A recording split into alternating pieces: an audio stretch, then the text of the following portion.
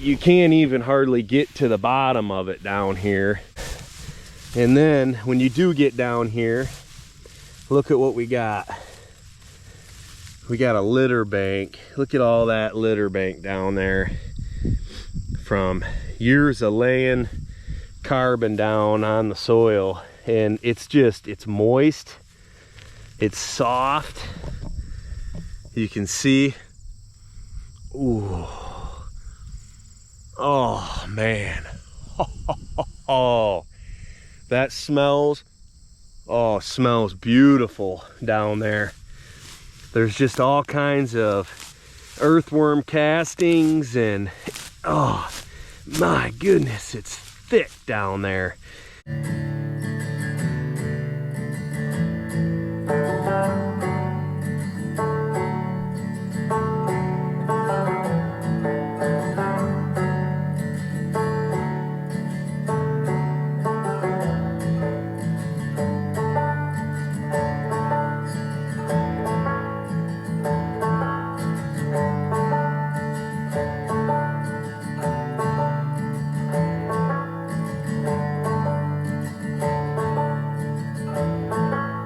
Peace and joy, guys. Welcome back to another video, Drumheller Farms.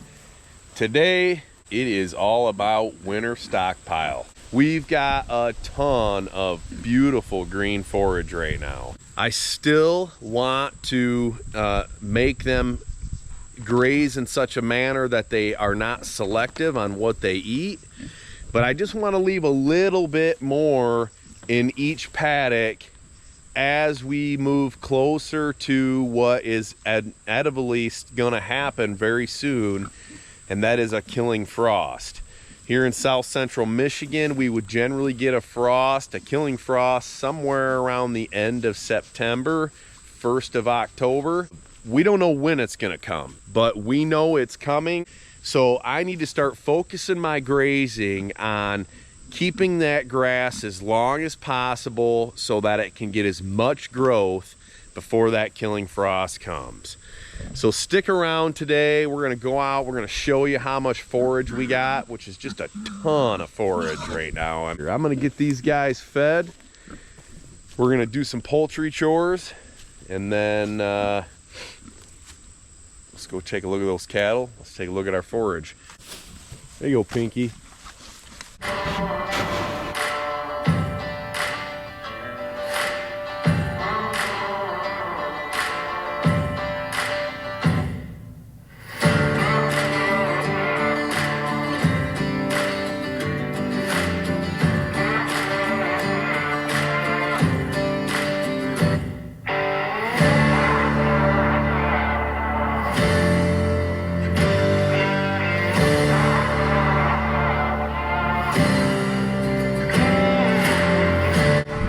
Layers done. Both sets of meat chickens done. Let's go hit those turkeys up. Friendly little suckers. Cool looking too. All right, cattle are all up here at the front of the paddock. I wanted to take this opportunity for you guys to see this grass, and this is something of a beauty here. I can't explain it any other way. There's just a ton of diversity in these pastures after, you know, years of this regenerative grazing, moving cattle several times a day or twice a day, feeding hay, rolling the hay out on the land. It's proven to dramatically change the landscape of this property. This property was hayed for many years. It was very degraded, and now when you look across this beautiful piece of land, it's just changing more and more every single year.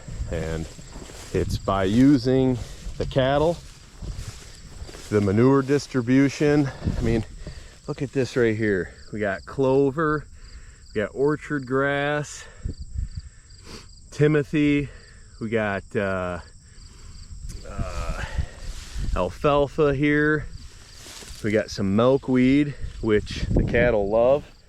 They say that it's poisonous to cattle, but I would have to think you're almost going to have a full stand of it to notice any sort of effects on the cattle. But in the pasture is just so thick. You can't even hardly get to the bottom of it down here. It's just,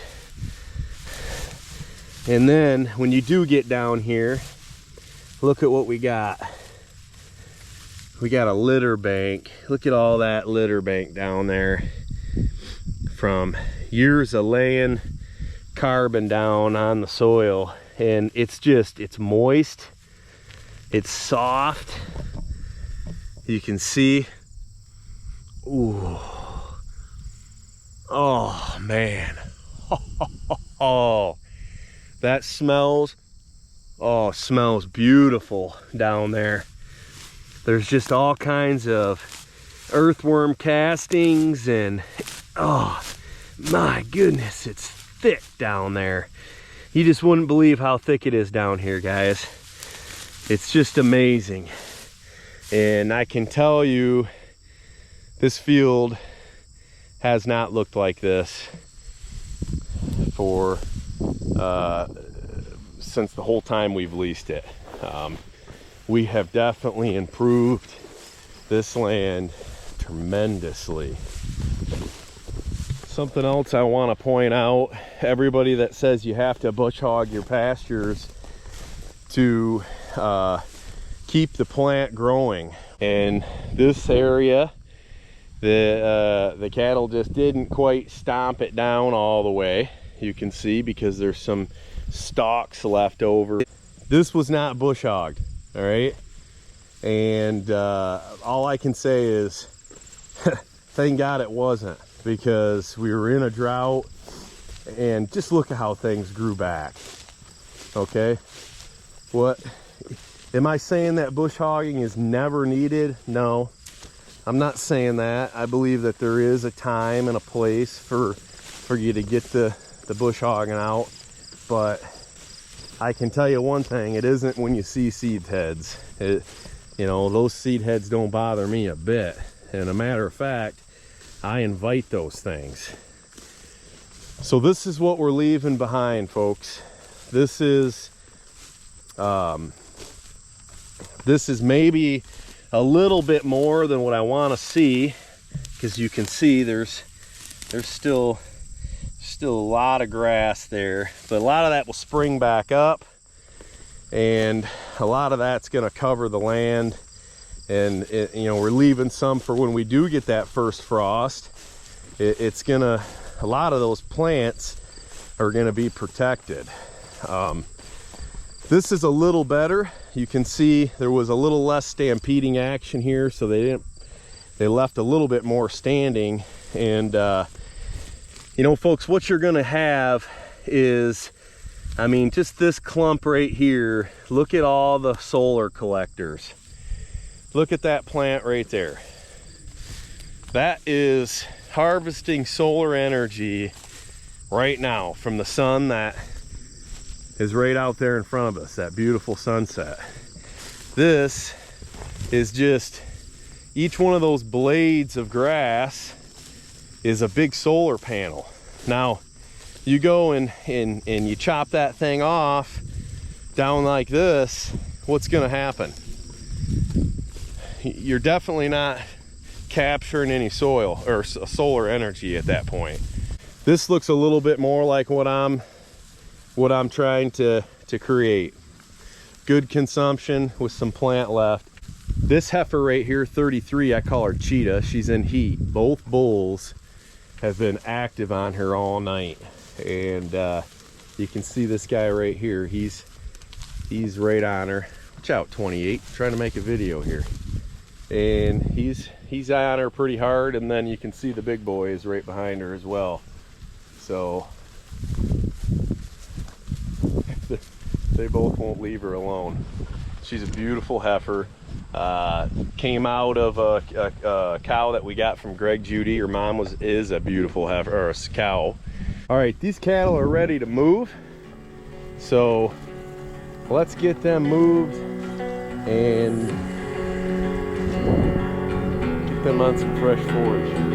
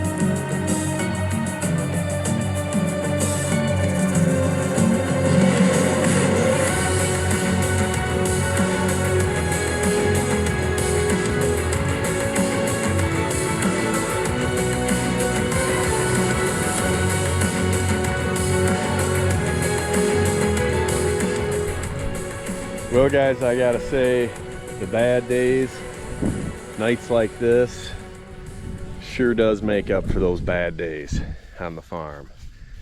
I did want to talk real quick about numbers, and I know there's probably going to be some people saying, well, you know, how many acres of pasture do you have, and how many head of cattle are you running? And I don't talk a whole lot about numbers very often, but basically we are running right around 110 acres of pasture land here. That's of actual grass. There's 160 acres on this between all three farms, our lease farm and then the two farms that we owned. And we call those two farms because they were always two farms. We bought one and then we bought the other one. So when you hear us talk about three farms, that's why. So about 110 acres of actual grass. Essentially, we got right about 100 head of cattle, running them on about 110 acres of grass. Now, keep in mind, in that 110 acres, we are also raising somewhere between 1,000 and 1,400 meat birds a year. We've introduced turkeys now, which there's only gonna be 25 turkeys this year, so that's not a huge impact on the land or anything. But next year, I believe we'll be able to introduce somewhere in the neighborhood of, you know, 15 to 20 lamb I'm hoping to put on the farm, and that will be counted in this 110 acres. We're raising those extra animals. Now we're also raising the pastured pork, and that figure is not in that 110 acres of grass. So that is out in a serval pasture in the woods, which honestly, that operation can only be expanded even more. So I'm looking forward to seeing, you know, how many pigs we can run a year comfortably. I think those are some pretty good numbers. We shoot for grazing to January every year. It's very hard for me to move cattle when the time changes. So, you know, that time change in November, I think it is, it's tough after that. We normally get to a point where we graze them, you know, throughout that December, hopefully, and into January if there's no snow. And, you know, by then it's kind of like, all right, we just can't do it anymore between this and the business. And then we feed hay, and because you can feed hay in the dark, it's really hard to move cattle and fences in the dark. I appreciate you guys watching the video. I hope you enjoyed seeing all this grass.